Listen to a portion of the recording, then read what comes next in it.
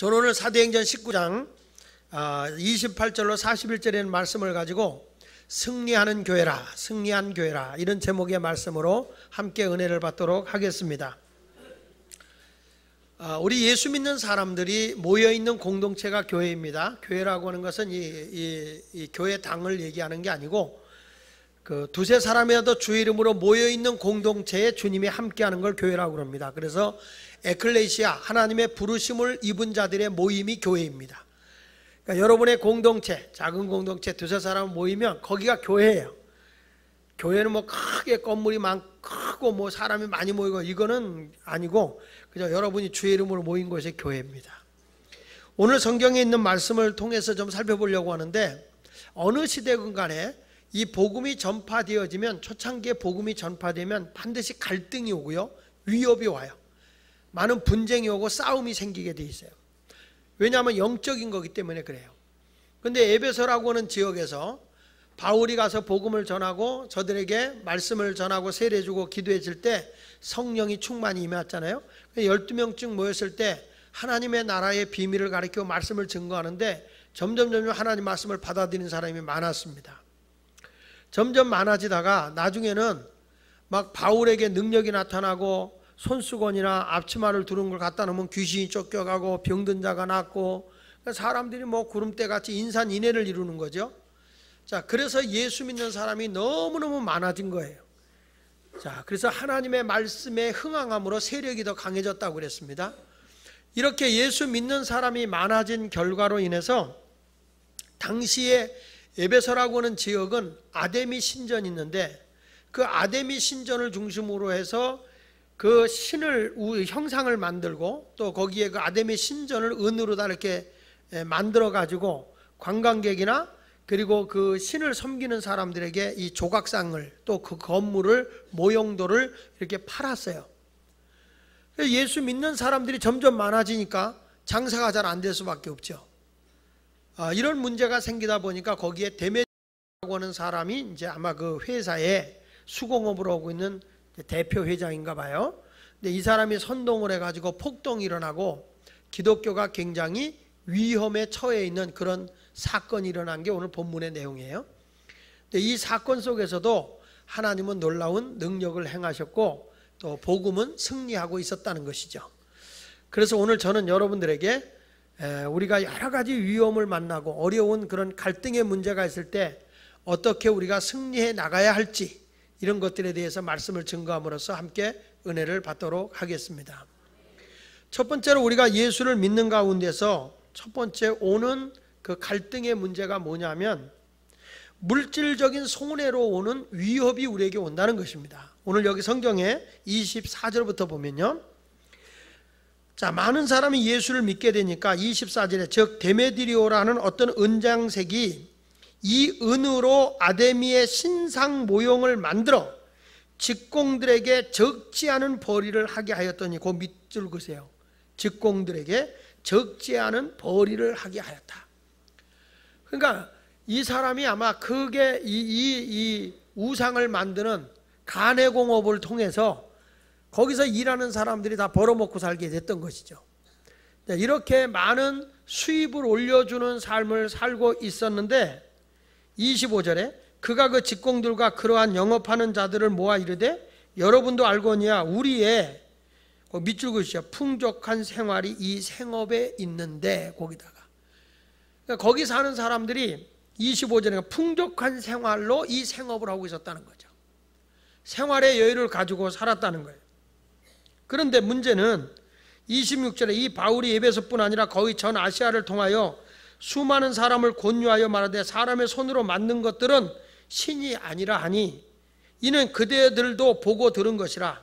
우리의 이 영업이 천하여질 위험이 있을 뿐 아니라, 이제는 저들이 영업할 수 있는 물건을 만들어서 팔 수 있는 그런 가내공업이 이제는 무너지게 되는 형편이 됐다. 부도나기 직전이다. 또 큰 여신 아데미의 신전도 무시당하게 되고 온 아시아의 천하가 위하는 그의 위엄도 떨어질까 하노라 하고 선동을 하게 되죠. 그래서 28절에 그들이 이 말을 듣고 분노가 가득하여 외쳐 이르되 크다 에베소 사람의 아데미어 환희하고 폭동이 일어난 거예요. 폭동. 지금으로 말하면 노조들이 데모를 하는 거예요. 아주 지금 이들이 경제적인 문제로 당신들이 우리에게 많은 물질의 손해를 입히고 있습니다. 그래서 저 예수 믿는 사람들 바울을 중심으로 해서 그에 함께하는 자들을 다 잡아 죽이자. 그래서 저들을 붙들고 이제 공개 재판을 하게 되는 그런 자리까지 오게 된 겁니다. 사람이요 제일 그 악랄해지고 싸나울 때가 언제냐면 내가 물질을 저 사람 때문에 손해보게 될 때, 내가 물질적으로 그 사람에 의해서 타격을 받게 되면 그거에 대한 분노는 대단한 거죠. 그래서 옛날부터 셈 중에 제일 무서운 셈이 장사셈이다 그러잖아요. 저도 그전에 시장 복판에서 목회를 할 때 보면 그러더라고요. 어머니하고 딸하고 같이 장사하는데 어머니 가게가 장사가 잘 되면 딸들이 그렇게 시샘을 해요. 응? 엄마가 도대체 어떻게 팔길래 그 정량만 주라고 왜 더 주냐고, 그러니까 우리 손님 그걸로 다 가졌냐고. 그래가지고 엄마하고 싸워. 어느 날 때 엄마 장사가 잘 안 되고 딸네 손님이 많이 가. 그랬더니 그냥 딸한테 엄마가 욕을 하면서 너만 잘 먹고 잘 살겠다는 거나 아하 그러면서 어떻게 너 그럴 수가 있냐. 야, 이게 집안이 말이죠 돈 가지고 싸우는 거 보세요. 그뿐 아니잖아요. 돈 있을 때 보면 뭐 형제간에 뭐 칼부림 나지 않습니까? 그만큼 이 물질적인 손해를 본다거나 또 내가 잘하던 것이 어떤 사람에 의해서 내가 손해를 보거나 망하게 된다고 할 때는 그거에 대한 분노와 진노는 무서운 거예요. 이러한 절대적인 어려움이 오게 되고 수입에 어려움이 오게 되니까 저들을 그냥 놔두려고 그러겠습니까? 성경 잠언 28장 25절에 보면 욕심이 많은 자는 다툼을 일으킨다 그랬거든요. 그러니까 당연히 사람이 자기 욕망이 안 채워지면 다툼이 일어날 수밖에 없어요. 솔직히 우리들도 기독교인이지만은 지금 현재 우리가 물질 만능 시대에 살고 있잖아요. 돈이면 나다 그거 아닙니까? 돈만 있으면 힘 있잖아요. 돈만 있으면 뭐든지 할 수 있잖아요. 이러한 확신을 가지고 뭔가 자기도 해보겠다는 그런 생각을 가지고 있는 거예요. 근데 만약에 이렇게 교회 생활을 하면서 자기가 돈이면 나다 하는데 그 돈에 대해서 어떤 내가 손해를 입거나 어려움을 만나게 되면은 사람들이 그거에 대해서 반대하게 돼 있어요. 그러니까 신앙보다도 물질이 더 유익이죠. 그래서 성경은 말하기를 하나님과 재물을 겸하여 섬길 수 없다 이렇게 말하잖아요. 그 재물이라고 하는 걸 원문에서 찾아보면 만몬이라는 돈 신이에요. 그러니까 하나님을 더 사랑하느냐 돈을 더 사랑하느냐. 물론 여러분들이 그럴 거예요. 목사님 저는요 하나님을 더 사랑해요. 그런데 교회에서 목사님이 조금 헌금 얘기하면 시험 들잖아요. 그러니까 왜 그러냐면 사실은 아닌 것 같아도 내 주머니에서 뭐가 나가야 된다고 할 때는 괜히 부담스러운 거예요. 이번에 제가 중국 상하이에 가가지고 기독교 CBMC라고 하는 기독교 실업인 연합 그 세미나가 열리고 있는데 와서 절더러 이제 집회를 해달라고 해서 제가 간 거거든요. 근데 제 아내하고 같이 갔는데 가보니까 뭐 홍콩의 실업인도 오고 또 중국에서 여러 군데 뭐 연변이라든지 연길이라든지 뭐 이우라든지 뭐 상하이 북경이라든지 이런 전체 흩어져 있는 실업가들도 오고요. 한국에서도 한 20여 명 왔고요. 또 영국에서도 오고 미국에서도 오고 이렇게 사람들이 다 모여 있더라고요. 실업인들이. 근데 그 세미나를 하는데 보니까 어떻게 경영을 할 거냐, 어떻게 기독교 마인드를 가지고 사업을 할 거냐 하면서 자기 사업도 발표하고 나는 이렇게 해서 사업에 성공했다 이런 얘기들을 쭉 발표를 하는데 아침 9시부터 시작해서 밤 11시까지예요. 그러니까 저도 거기 한번 제 집사람하고 계속 참여를 해봤어요. 처음부터 끝까지 참여를 하고 제 시간이 이제 저녁 7시니까 저녁 7시부터 1시간 반 정도 제가 이제 특강을 하는데 실질적으로 1시간이죠. 그 특강을 했어요. 근데 제가 이제 앉아서 이렇게 대화를 하는 가운데서 이게 강연하는 사람들한테 그분들이 질문을 하고 있더라고요. 그 질문하는데 제일 문제가 되는 게 뭐냐면 11조와 헌금 생활에 대해서 문제를 제기하는 거예요. 이런 때는 어떻게 11조를 해야 되는 것이며 어떻게 헌금을 해야 되는지 참 그게 난맥이 좀 있다. 그러면서 그걸 가지고 갈등했는데 여기저기서 그 질문이 많이 나오더라고요. 근데 그 제 앞에서 얘기한 목사님이 아주 명쾌한 답을 못해요. 그냥 얼버무려요, 얼버무려. 아니, 그래서 내가 밑에 앉아 속이 썩더라고요. 근데 가만 뭐 강사 가서 그 사람 강의 시간인데 내가 뭐라고 그럴 수도 없고 가만히 있었어요. 왜냐하면 나의 시간이 있기 때문에.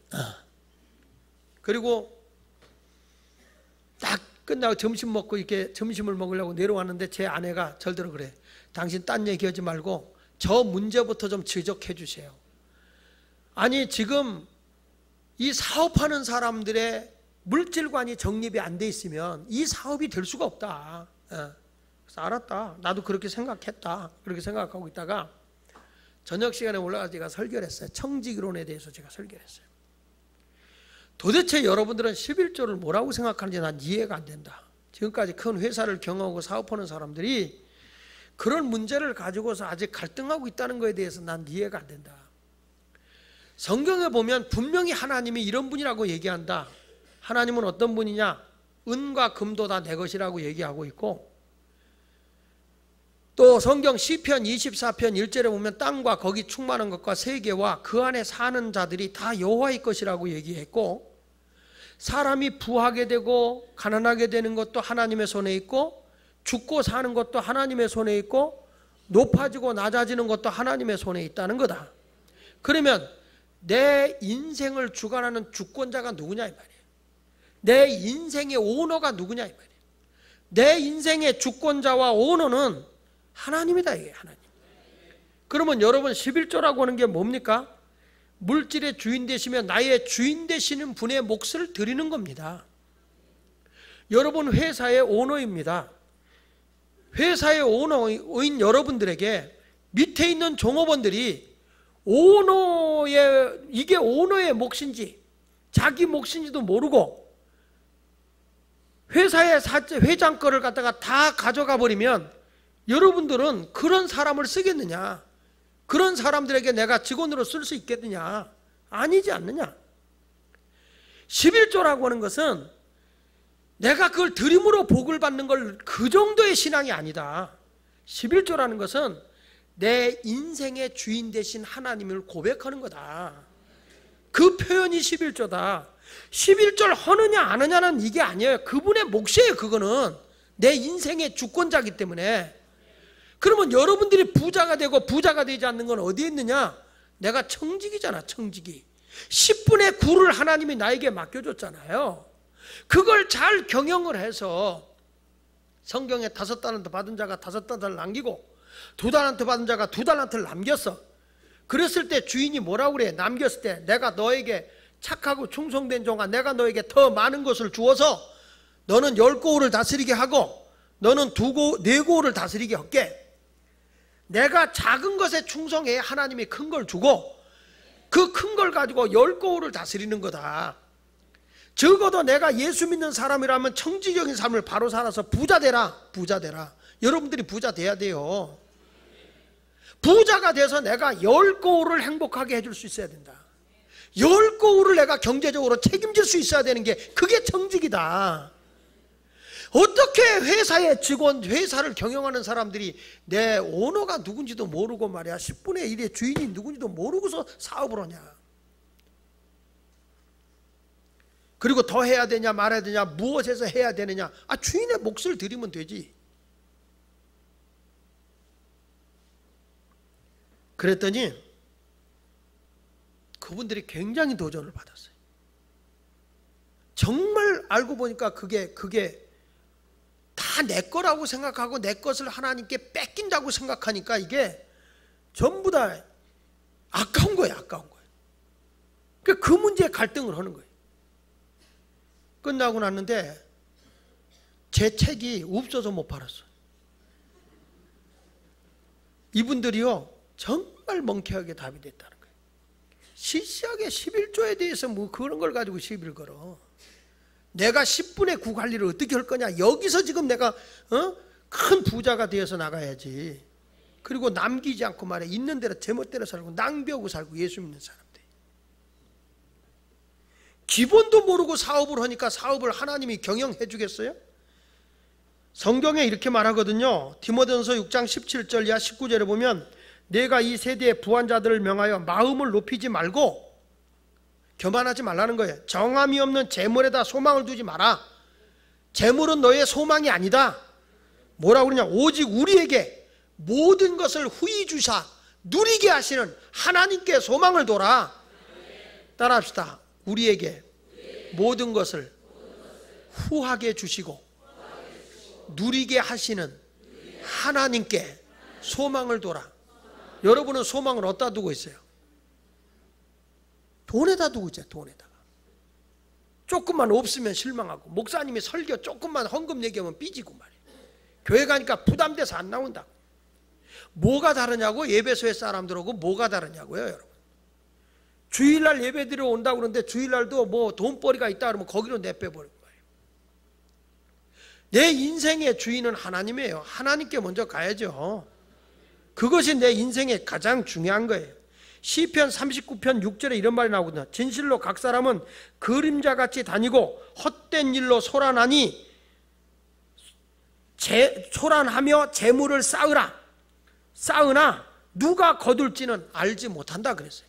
너희가 막 소란도 일으키면서 막 치열하게 재물을 쌓아 나가지만은 누가 그 재물을 거둘지는 모른다는 거예요. 그렇죠. 어떤 사람 열심히 돈 벌어서 돈 좀 모아놨더니 죽었어. 그러니까 돈이 많다고 오래 사는 거 아니더라니까. 성경에 나오더라고요. 내가 이제 돈 쌓아놓을 게 없다. 좀 더 먹고 마시고 즐기자 그랬더니 어리석은 자여, 오늘 밤에 내 생명을 취하면 그게 누구 것이 되겠느냐.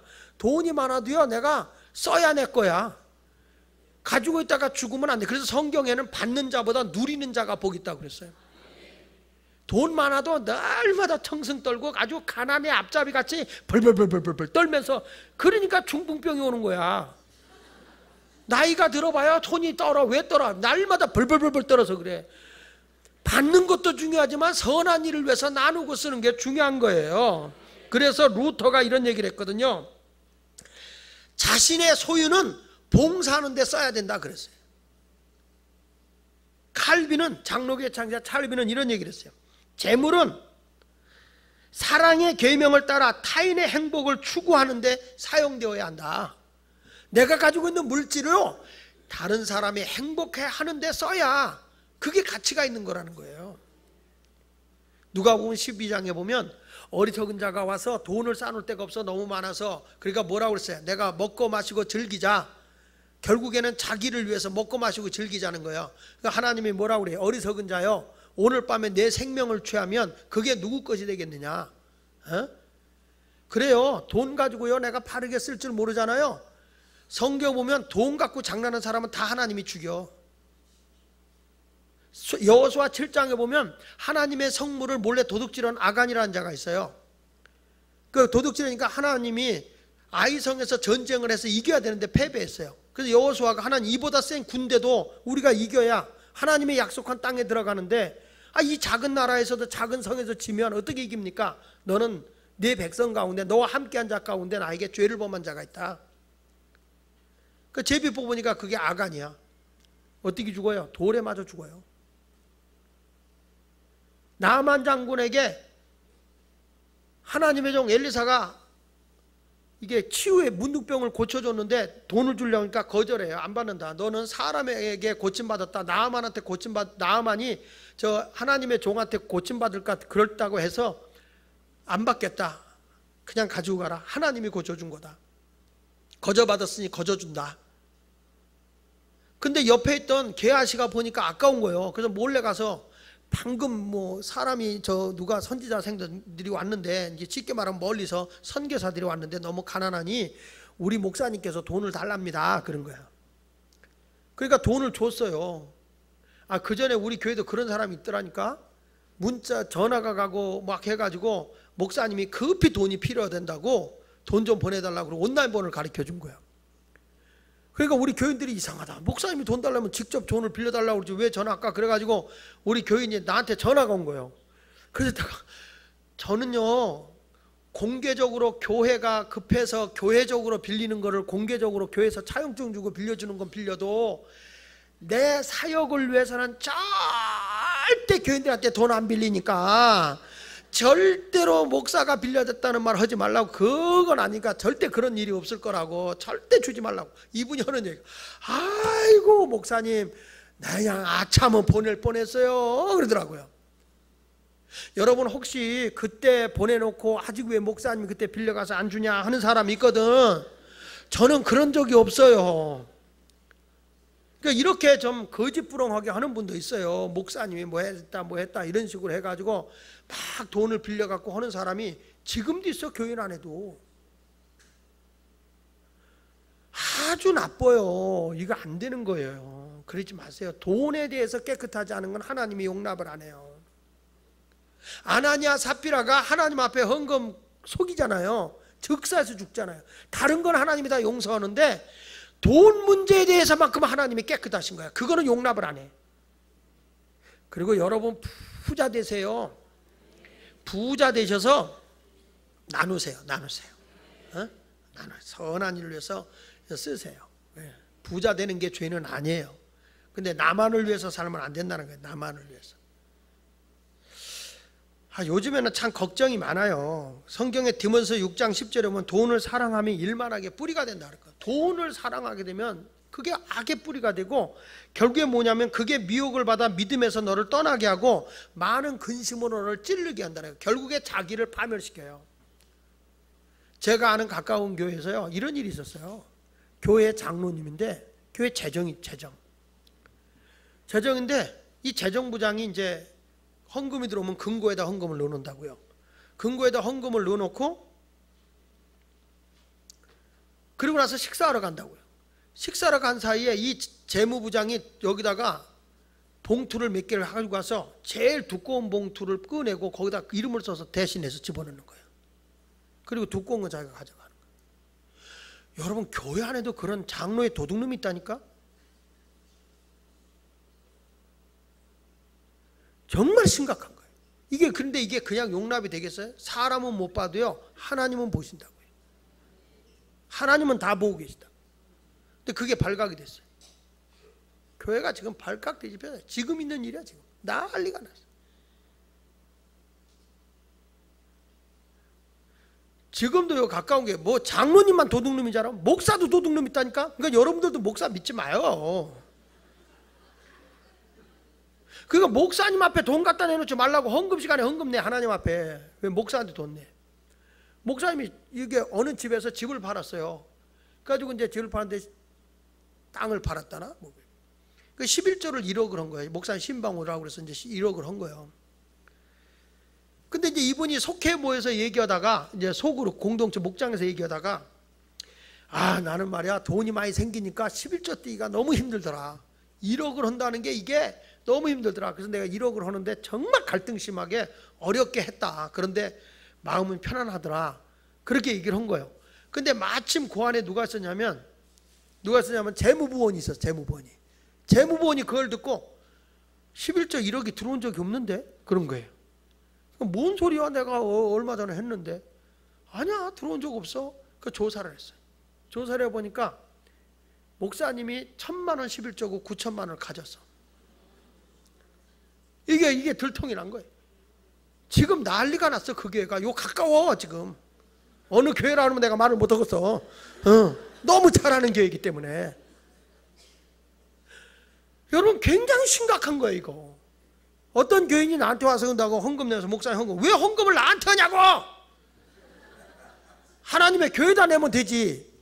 그게 목사도 사람이라는 거는 딱 보면 욕심이 생겨요. 욕심이. 돈 앞에. 우리 헌금위원도 2층에 올라갈 때 자기는 안 그래. 견물생심이라고 돈 보면 욕심이 생긴다니까. 그래서 항상 헌금은 둘이 올라가서 내려가서 둘이 같이 올라가고 내려올 때 둘이 같이 와야 돼. 이게 웃을 일이 아니라니까. 여러분 헌금 올 때 옆에서 봐야 돼. 이거 빼. 내가 넣는 거 제대로 들어갔나 안 났나 봐야 돼. 옆에서 꺼낼 수 있어. 지난번에 꺼내다가 김종진 군사님한테 잡혔어. 그래서 헌금위원들이 이거 헌금 바구니만 들고 가면 안 돼. 자기도 모르게 순간적으로 이게 나온다니까. 오메나 도마 그렇게 지었나.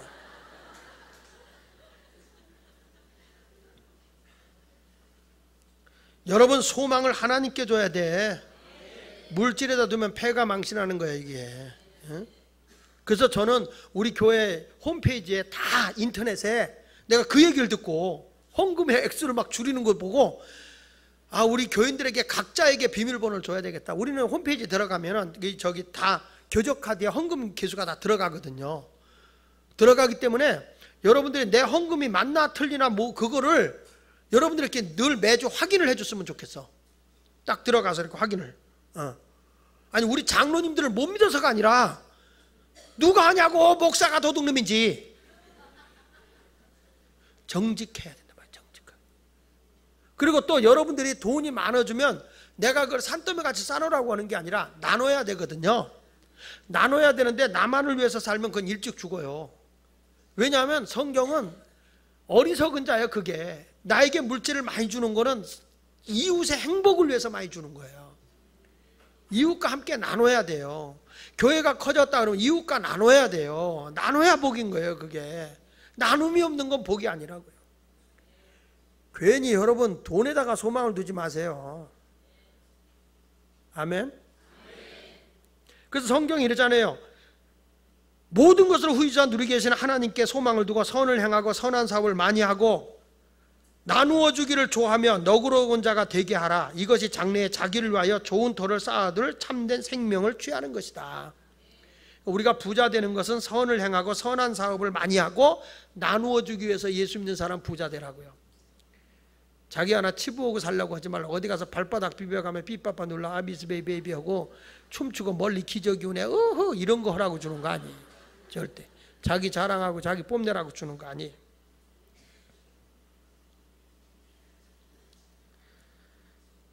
이번에도 우리 노숙인 교회에서 우리 지난주에 왔다 가셨는데 많은 그 노숙자를 돌보고 있는데 환자가 너무 많은 거예요. 거기야.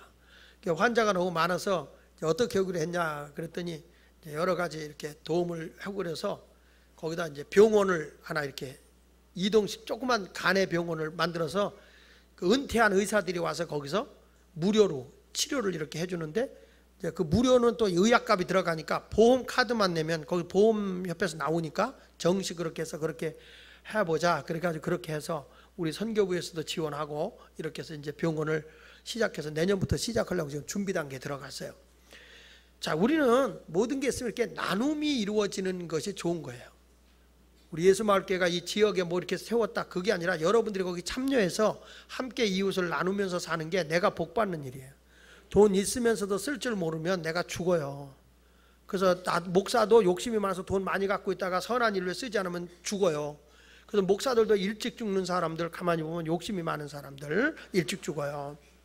혹시 내가 일찍 죽거든 우리 목사님이 욕심이 더럽게 많더니 죽었구나 그렇게 할지도 모르겠어. 또 내가 보면 우리 그 조윤숙 목사님이라고 우리 집안 계시는 목사님인데 그분이 102살까지 살았거든요. 그 102살 사는 그 목사님은 어떤 분이셨냐면은 정말로 그 어디 가서 이렇게 강연하고 뭐면은 헌금이 많이 들어오잖아요. 저 사례비를 주잖아요. 그걸 다 모았어. 그 사람들은 욕을 했죠. 근데 나중에 그걸 몇 억을 다 장학금으로 다 기탁했어요. 이분이. 그러다가 또 몇 년 지나면 또 그렇게 하고. 그러더니 그분이 오래 삽디다. 며느리가 먼저 죽을 뻔했어요. 그래가지고 그분이 돌아가시고 2년인가 있다가 며느리가 세상을 떴어요. 나이가 드셔가지고. 그러니까 나는 오래 사는 것도 조금 좋지는 않은 것 같다. 며느리보다는 일찍 가야 되겠다 하는 생각이 들더라고. 근데 나는 여러분들에게 말씀합니다. 물질을 가지고 선한 일을 위해서 써야지 물질을 가지고 그거 가지고 막 싸우는 일을 하면 안 돼. 그러니까 예수 믿으면서 제일 먼저 오는 저항이 뭐냐면 돈의 문제예요. 돈. 그래서 영국 법률가 프란시스 베이컨이 그런 얘기를 했어요. 돈을 당신의 종으로 삼지 않으면 돈이 당신의 주인이 될 것이다. 돈을 나의 주인으로 다스려야지 돈을 나의 주인으로 모시면 돈이 나를 정복해 버린다는 거예요. 우리 모두 여러분 물질을 뛰어넘어 사시길 바랍니다.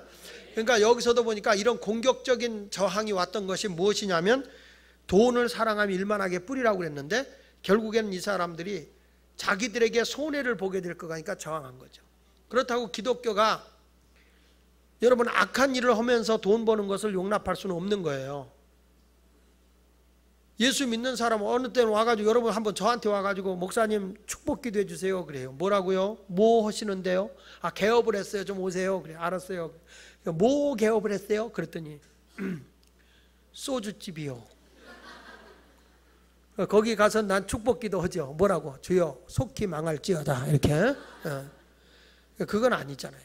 그러니까 우리가 잘못된 직업이 아니라 하나님께 영광이 되는 직업을 가지고 일하면 때는 오해할 수 있어요. 우리도 여기 이 술로다가 술집 여기 많이 있었지만 우리가 사회 정화 운동을 하면서 이게 없어졌는데 우리가 전도할 때 와서 막 항의하고 그랬잖아요. 지금 여러분 술로 알코올 중독으로 사회적으로 국가적으로 낭비되는 돈이 상상을 초월합니다. 그렇기 때문에 우리나라는 술과 싸워야 돼요.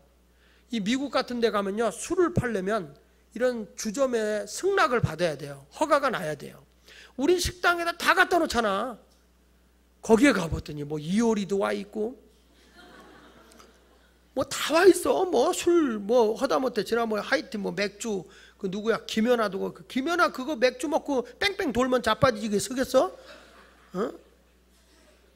그러니까 여러분 보세요. 우리나라는 다른 나라하고 좀 다른 게 너무 술 담배가 그 뭐라 그럴까요? 좀 인심이 후하다 할까? 근데 이거가 사회적인 지금 심각한 문제가 되고 있어요. 요즘에 계속 언론에 나오고 있어요. 상당히 심각한 문제가 되고 있어요. 성폭력이 거기서 생기죠.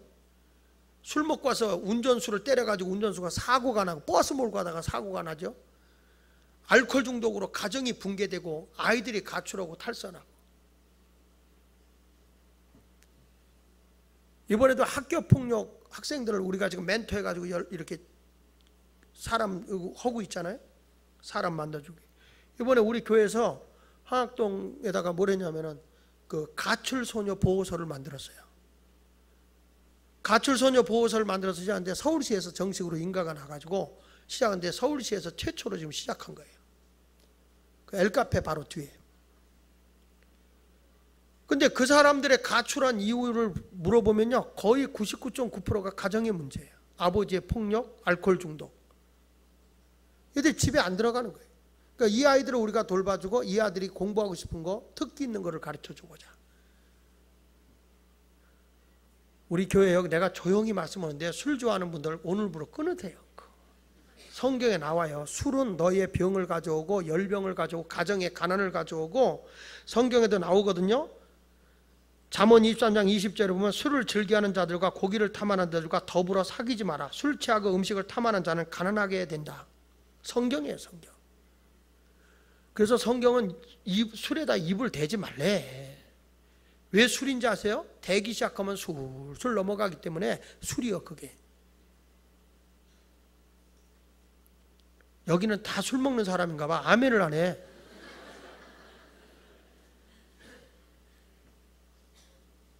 여러분 우리 하나님께 소망을 두고 신앙생활 하시기를 바랍니다. 할렐루야. 다시 한번 말하지만 시편 146편 5절에 야곱의 하나님을 자기 도움으로 삼으며 여호와 자기 하나님에게 자기의 소망을 두는 자는 복이 있다. 하나님께 나의 소망을 두는 자가 복이 있다.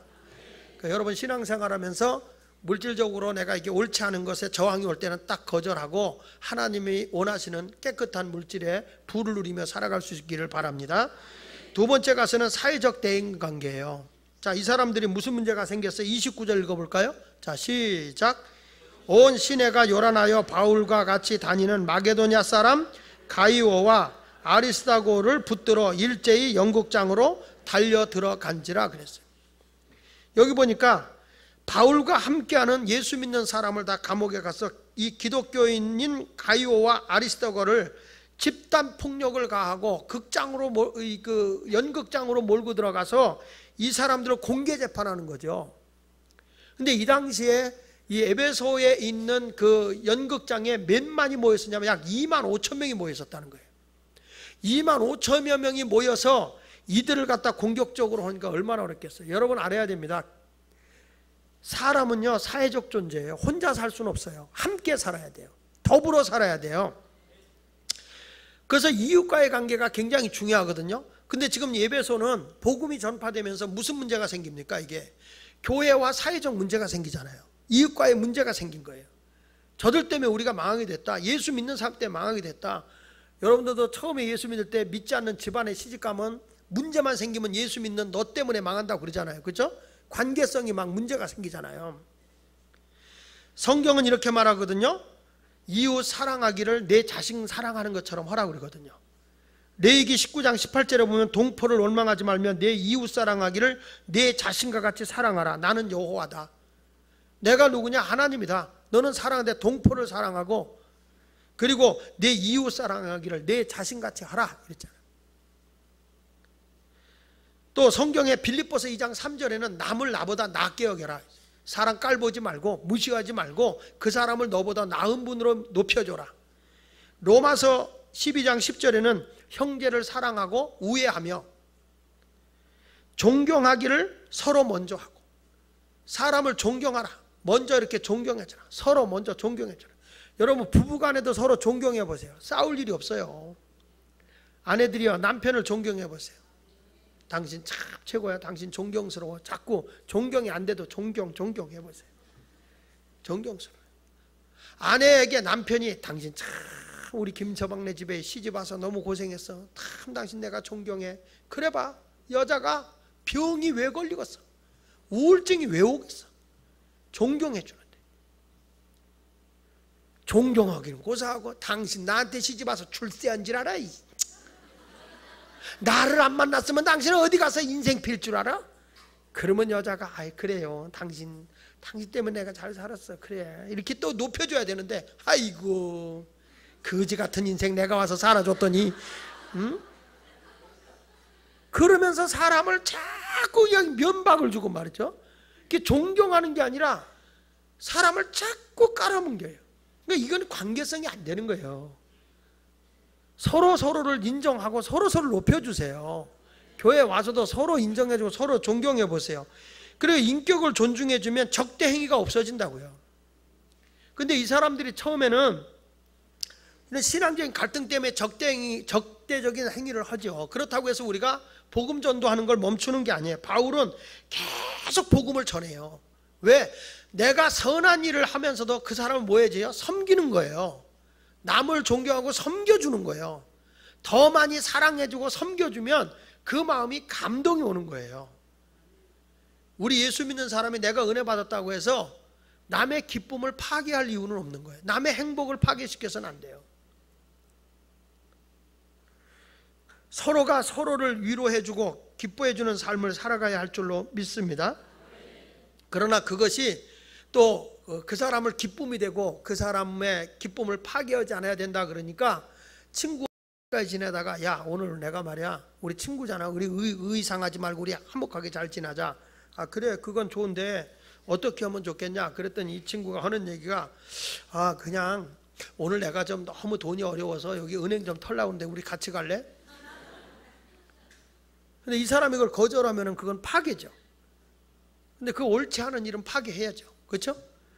그렇다고 해서 그 사람을 미워하거나 증오하는 게 아니라 불쌍히 여기는 마음으로 사랑하라는 거예요. 끝까지 사랑하라는 거예요. 그러면 관계성이 회복이 된다는 거예요. 우리가 지역을 위해서 많은 일을 하잖아요. 하다 보면 좋은 일만 있는 거 아니거든요. 우리가 아무리 선한 일을 하더라도 그 안에서 받아들이는 사람이 그걸 아주 부정적으로 받아들이는 경우도 있잖아요. 자 예를 들어서 지금 우리가 전에 그 초등학교 방과후 학교를 했잖아요. 초등학교 방과후를 했는데 애들 교재를 하고 선생님들은 아무래도 실력 있는 선생을 써야 되겠어 어떻게 했냐면은 그 검정고시를 가리키는 전문 선생을 모셔왔어요. 그냥 우리끼리 하는 게 아니라 전문적으로 하자. 그래서 교회에서 부담하는데 그 선생님들이 그 학부형들이 조금 10,000원씩을 내게 했어요. 10,000원씩. 그랬더니 학부형 하나가 고발을 했어. 구청에다가 교회에서 오는데 돈 10,000원을 받더라. 그러니까 그게 제재가 온 거예요. 그래서 여러분 초등학교 방과후 학교가 없어진 거예요. 우리. 왜냐하면 이게 학원이 아니기 때문에 돈을 받으면 안 되거든요. 돈을 받으면 안 되니까 돈을 받았다. 그건 돈을 받은 게 아니에요. 받으려면 제대로 학원비를 받지. 그런데 교회에서 그렇게 할 수는 없잖아요. 그랬더니 그걸 갖고 고발하는 인간도 있더라고요. 그러니까 항상 선한 일하고 선한 게 아니자고요. 자 보세요. 우리가 토요학교 하잖아요. 부모님들 공부 안 시키잖아요. 근데 그 토요학교는 선생님들이 그런 얘기를 해요. 강남에서 자기가 한 번 가서 가요 공부 시키면은 한 달에 몇십만 원씩 자기가 받는데요. 근데 예수마을교회 자기가 와서 보고, 우리 교회 다니는 사람은 아니지만 우리 교회 은사 집회 왔다 이 사람 은혜를 받은 거예요. 왔다가 우리 애들이 너무 불쌍하더라는 거야. 애들이 소망도 없는 것 같고 비전도 없는 것 같고. 그래서 얘들한테도 강남 수준의 공부를 시켜주면 좋겠다. 그래서 이 선생님들 와서 영어 공부를 시킨 거예요. 근데 선생님들이 와서 굉장히 회의하는 게 뭐냐면, 그래도 초등학교 애들은 꿈을 갖고 열심히 한다는 거예요. 중고등학생들은 꿈은 있는데 꿈은 뒤지게 크대요. 엄청 크대요. 굉장히 크대요. 근데 공부를 안 한대. 자기가 그 꿈을 이루기 위해서 뭘 해야 되는데 안 한다는 거예요. 굉장히 갈등을 하더라고요. 고민하더라고요. 근데 이 아이들이 지난번에 영어 발표했잖아요. 3개월 공부하고. 난 그거 선생님이 써준 줄 알았어. 그래가지고 걔들 보고 한번 더 써봐라. 영작을 그렇게 잘하는 거야, 애들이요. 얘들은 선생님이 그렇게 프리토킹을 해요. 3개월 만에 애들과 대화가 돼요. 선생님 보고. 여기 창피해서 안 했는데 다음에 내 동영상을 찍어서 한번 보여드릴게. 선생님이 진짜 탁월하게 잘 가르쳐줘요. 그러니까 우리 아이들을 가르치려면 세상의 학원보다도 나아야지요. 교회가 나는 그런 주의예요. 우리가 여기 커피숍을 하나 한다. 그래도 세상보다도 더 친절하고 더 맛있는 커피를 만들어서 팔아라 이거예요. 싸게. 왜? 우리 여기 커피 진짜 맛있거든요. 여러분 이따 나가다 오른쪽에 있잖아요. 심프리즘 카페. 진짜 맛있어요. 아이 팥빙수 따봉이라고요. 근데 우리 아이들한테 선생님이 계속 그런데, 집에 가서 엄마 아빠한테 영어로 말해라. 계속 그런데 영어로. 그 지난번에 나가는데 애가 지 아빠 보고 데디 그렇게 앉아. 데디. 그러니까 그 아빠가 영어를 못 알아듣나 봐. 됐어? 그러더라. 데디는 아빠야, 아빠. 그 됐어가 아니야. 그 됐어가 아니야. 그거. 여러분 우리가 그렇게 선한 일을 해요. 우리는 돈 안 받고도 하잖아요. 지금 안 받고 하는 거예요. 교회가 몇 억을 투자해서 애들 교육시키는 거예요. 좋은 선생 그냥 보내는 거 아니에요. 우리가 그들에게 줘요. 시간 강사비 줘요. 주고 하는 거예요. 근데 왜 우리 아이들을 열심히 안 해? 그렇다고 거기다가 막 선생님들은 그거예요. 애들이 너무 참여율이 적으니까 돈 받읍시다 그래서. 그래서 내가 좋다. 돈은 받는데 내년부터 돈을 받자. 돈을 받자. 이렇게 받자. 한 달에 5만 원씩 받자. 5만 원씩 받는데 빠지지 않고 참여하면 돌려준다. 빠지지 않고 참여하면 돌려준다. 빠지면 쓴다 우리가. 그래서 공탁금을 걸라고 그래. 그래야 부모도 관심을 가져. 그래야 아이들에 대해 영했지. 우리가 공짜다 그러니까 애가 에이 뭐 그 공짜인데 뭐 나 오늘 안 갈래. 그럼 부모도요. 그래 가지마. 이렇게 안 보낸다는 거예요. 근데 학원비 비싼 데는 간단 말이야. 난 돈은 안 받아. 공탁금은 걸 거야. 그래서 좀 아이들이 신선하게, 이 아이들이 그 선생님의 꿈이 뭐냐면 외국인들이 왔을 때 우리 교회를 얘들이 설명하게끔 만들겠다는 거예요. 지난번에 우리 교회에 외국인들이 많이 왔었어요. 미국 분들이 많이 왔는데 학교 총장님들도 오셨었어요. 그분들 오셔갖고 우리 교회를 보고 갔어요. 대형 건물들 많이 보고 갔어요. 큰 교회들. 근데 우리 교회에 와서 지역을 섬기는 이 센터들을 다 돌아보고 갔어요. 그분들이. 근데 이분들이 굉장히 은혜를 받았나 봐요. 교회가 정말 세상을 섬기고 사랑하는 게 참 멋있어 보이는 거예요.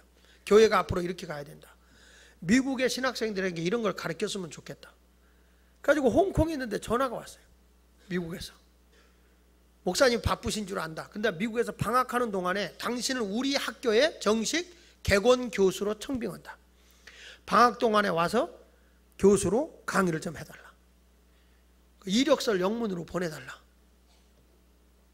알았다. 바쁘지만 가겠다. 희한하죠? 지난번에 협성대학에 오라고 해서 갔어요. 갔는데 교수들이 쫙 모였어요. 갔더니 목사님이 앞으로 우리 협성대학에 와서 객원교수 하십시오. 객원교수는 일반 겸임교수보다 높은 거요. 객원교수 우습게 보지 마요. 일반 강사보다 강의하면 3배가 더 줘요. 근데 시간 나서 나는 시간 내기 어렵다 못 간다 그랬더니 그냥 시간 내서 시간 났을 때 와서 특강하면 된대. 그건 한다. 근데 그분들이 더 놀라운 거는 직장 생활하면서 여기까지 와서 공부 못하는 그런 사람들을 위해서 석사 박사 할 수 있는 그런 거를 그걸 이제 그 계약학과라고 하는데 그거를 예수마을교회에 우리 협의해서 거기서 해라. 그래서 지금 우리 내년 1월부터 여기서 협성대학 대학원 박사 코스가 시작이 돼요. 교회들 셌어요. 우리보다 교육시설 좋은 데 엄청 많아요. 우리한테 와요. 왜 그럴까요? 하나님이 여러분을 이쁘게 보는 거예요. 공부할 수 있는 길을 자꾸 열어주는 거예요. 그런데도 안 하는 거야. 팔자 속이지. 그것도 하나님이 이렇게 주는데, 이런 길을 열어주는데. 여러분, 오늘 우리가 여기서 볼 때 우리 관계성을 잘 가요. 우리가 지역에 가서 이게 뭘 한다 그러면요, 구청에서 싫어해요. 우리 교회가. 왜? 문제가 자꾸 생기니까. 100% 다 하는 사람이 좋은데 이게 문제가 생기니까 자꾸 예수마을교회에서 하는 거 싫어한다고요. 문제 있는 애들을 데리고 돌보는데 문제 있는 애들이 문제 안 일으키겠어요? 다 고분고분하겠어요? 여러분들 같이? 여러분들도 속세일 때가 있는데. 응? 그러면 그게 사회적인 문제가 되니까 자꾸 교회에서 하지 말라는 거예요. 예수마을교회 하지 말라는 거예요. 왜냐하면 구청에 있는 공무원들은 편안하고 싶은 거예요. 근데 우리는 해야 되잖아요. 나쁜 걸 보면서 선한 일을 해야 되잖아요. 생각해보세요. 우리 6명 학교 폭력하는 학생들을 우리가 돌보고 있어요. 얘네들이 다 고분고분 일하겠어요? 말 안 듣기도 하고 막 속속 어느 데 사고치기도 하겠죠? 누가 널 돌봤냐? 예수마을교회에서요. 그럴 거 아니야. 그렇다고 그러면 그런 거 안 해야 돼요? 어떤 분은 나한테 그러더라고. 목사님 그렇게 싫은 소리 듣는데 뭐하러 그걸 하려고 그러냐고. 그러면 죽지. 죽으면 여러분 감기 걸려? 감기 걸리면서 왜 살라고 그래? 몸 살라면서 왜 살라고 그래? 병원에 무덤에 가 있는 사람 나 감기 걸렸다는 얘기 한 번도 못 들어봤어요. 살아있다는 것은 문제야. 문제를 문제로 보니까 문제지. 문제를 문제로 안 보고 당연한 것으로 보면 그게 문제가 되는 게 아니에요. 사람 사는 문제가 다 그런 거죠. 밥 먹어야 뭐가 나오는 거예요. 오늘 말씀을 잘 듣고 이제부터 인간관계 잘 맺으시길 바랍니다. 그리고 또 하나는 종교적 갈등이죠. 종교적 갈등이 일어났어요. 그러니까 저들 때문에 우리 지금 이 아데미 신전을 모함했다 뭐 이런 식으로 해가지고 이제 선동한 거 아닙니까? 그러니까 폭동이 일어나니까 이 사람들이 와 몰려가서 막 난리를 치는 거야. 근데 왜 모였는지도 몰라. 자, 32절 보세요. 시작. 사람들이 외쳐 어떤 이는 이런 말로 어떤 이는 저런 말로 하니 모인 무리가 분란하여 태반이나 어찌하여 모였는지. 그러니까 그냥 선동에 의해서 모이는 거야. 그냥 왜 모였는지도 몰라. 근데 이때에 2시간이나 막 소동이 일어난 거잖아요. 죽이라고. 근데 32절에 서기장이 무리를 진정시키고 이르되 에베소 사람들아, 에베소의 시가 큰 아데미와 제우스에게서 내려온 우상의 신전지기가 된 줄 우리가 왜 모르겠느냐. 다 안다. 이 일이 그렇다 할지라도 그렇지 않다 할 수 없으니 너희가 가만히 있어서 무엇이니 경솔하게 아니했으면 좋겠다. 이 사람들이 거기 한번 보면 신전의 물건을 도둑질하지도 않았고 우리의 여신을 비방하지도 아니한 사람들을 너희가 붙잡았다. 정말 억울하면 너희들이 고발해서 재판도 받을 수 있고 또 고소할 수도 있고 정식으로 민회에 요청할 수도 있는 것인데 이거는 너희들이 위협을 가해서 너희들에게 협박이라는 위협을 당할 수 있다. 위험한 일이다. 하지 마라. 그래가지고 잔잔하게 이제 돌려보낸 서기장이 있어요. 종교적인 갈등이죠. 종교적인 위협이죠. 지금 요즘에 우리나라가 안티 기독교가 굉장히 강해졌어요.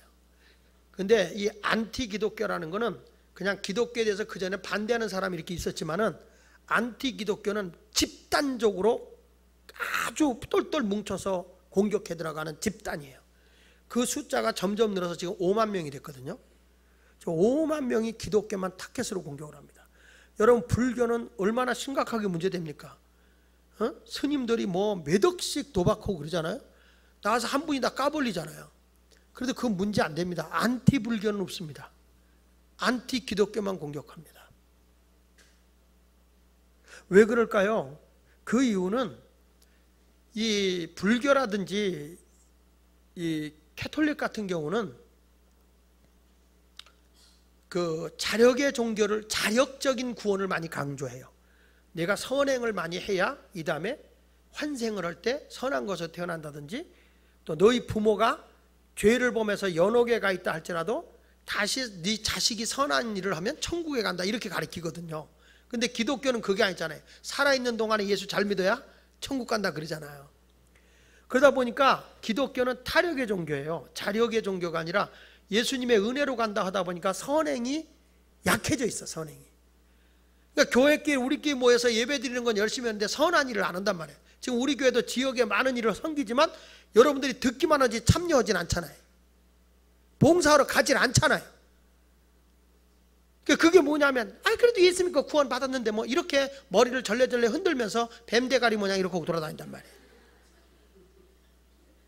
그러니까 기독교인들은 말만 있을 뿐이지 행함이 없다는 거예요. 여러분 이제 앞으로 교회가요 이 안티 기독교를 잘 넘어서기 위해서는 사회의 본이 돼야 돼요. 우리가 선한 일을 해야 돼요. 그리고 그 사람들 앞에 무슨 모습을 보여야 되냐면은 기독교는 칼과 창으로 이기는 게 아니에요. 진실이에요. 진실. 진실로 승리해야 돼요. 어느 목사님들이 너무 극단적으로 가는 분들이 있어요. 여기 성경에 보세요. 이 사람들이 가서 너희들 도둑질한 것도 아니고 실전 물건을 훔쳐간 것도 아니고 누구 여신상 비방한 것도 아니지 않냐 이랬거든요. 근데 기독교가 요즘에 극우파들이 좀 극성을 부리면서 여러분 얼마 전에 보면 절간에 가서 불 지른 사건이 있었어요. 그렇죠? 절 안에 가서 불 질렀어요. 또 어디 가면은 무슨 당군 신전을 만들어 놨는데 당군의 목을 잘라버렸어요. 어디 가서 팔을 자르고 막 이런 일들을 하는 거예요. 물론 그게 진짜로 그럴 수도 있고요. 안티 기독교들에 의해서 기독교 비방을 하기 위해서 할 수도 있는 거예요. 그게 근거가 아직 안 되는데 동국대에서도 지난번에 동국대 거기다가 막 스프레이 뿌리고 그러는데 그 기독 학생들이 그랬다 그러는데 근거를 못 찾아요. 내가 보기엔 기독 학생들이 그러지 않았을 거라고 보거든요. 우리는 굉장히 인격적이잖아요. 그렇죠? 기독 학생들이 그렇게 몰상식한 사람 아니거든요. 근데 이렇게 혹시 그런 사람이 있다면 이건 잘못입니다. 난 우리 예수마을교인들에게 부탁하는 게 스님이 와서 시주를 요청하면 드리라는 거예요. 드려요. 넉넉하게 드리세요. 스님 힘드시죠? 많이 드셔요. 그리고 시주를 좀 넉넉하게 해드려요. 저희는 예수 믿습니다. 스님도 예수 믿으면서 있으면 좋겠어요. 응? 이러면서 드려. 아니 정말 사랑을 가지고 하란 말이에요. 그리고 스님이 왔으면 우리 집에 왔으면 스님 시장 하시면 밥 좀 드시고 가세요. 그리고 대접도 해드리고 그렇게 하란 말이에요. 지난번에도 우리 여기 카페에 스님이 오셨잖아요. 시주호로. 그래서 드리라고 해서 10,000원을 드렸어요. 10,000원.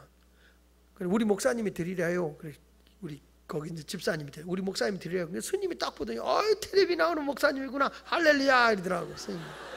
그리고 나더니 남의 암을 담을 간세 뭐 살거든. 너무 감사해. 그분이 얼마나 기독교 TV를 봤으면 날 알아보겠어요. 그러니까 불교 방송하고 기독교 방송하고 붙어있기 때문에 참 그게 좋은 것 같아요. 스님도 재밌는 건 좋아하니까. 좀 제발 부탁합니다. 기독교인들이 너무 폐쇄적이지 않았으면 좋겠어요. 하나님은 그런 걸 다 포용할 수 있거든요. 절대 여러분 불질러서 목을 잘라내서 이거 잘라서 이렇게 그걸로 변화되지 않아요. 절대 변화되지 않아요. 오히려 우리는 더 사랑하고 더 진실하고 저분들보다 더 큰 사랑을 베풀고 더 진실하게 살아서 지금 바울이 여기서 하나님의 역사니까 사람들이 다 예수를 믿잖아요. 그러니까 우상이 안 팔리는 것 때문에 고민하는 거잖아요. 근데 우리도 전도가 돼서 예수를 잘 믿게 하면 세상 바뀌지 않을까요? 여러분 모두 그러한 좀 승리의 삶을 삽시다. 물질을 뛰어넘어서 정말 선을 베풀면서 살기를 바라고요. 두 번째 가서는 이웃과의 관계에서 더 많이 관심을 가지고 사랑해주고 존경해주는 관계를 잘 갖길 바라고 파괴자가 되지 않길 바랍니다. 마지막으로 종교적인 갈등은 더 우리가 사랑하고 진실함을 보여줘서 야 기독교가 정말 진실하구나. 정말 그 교인들은 선한 일을 많이 하는구나. 이렇게 인정받는 우리 교회가 됐으면 좋겠습니다. 자꾸 교회 빌딩 크게 짓고 이런 것보다도 저는 여러분들에게 다시 한번 부탁하지만 우리 지역을 섬기고 마을에 더 큰 사랑을 몸소 실천하는 그런 아름다운 삶을 살았으면 좋겠습니다. 우리 찬성 다 나오셔서 반주 다 나오셔서 1절만 같이 불러보겠습니다. 350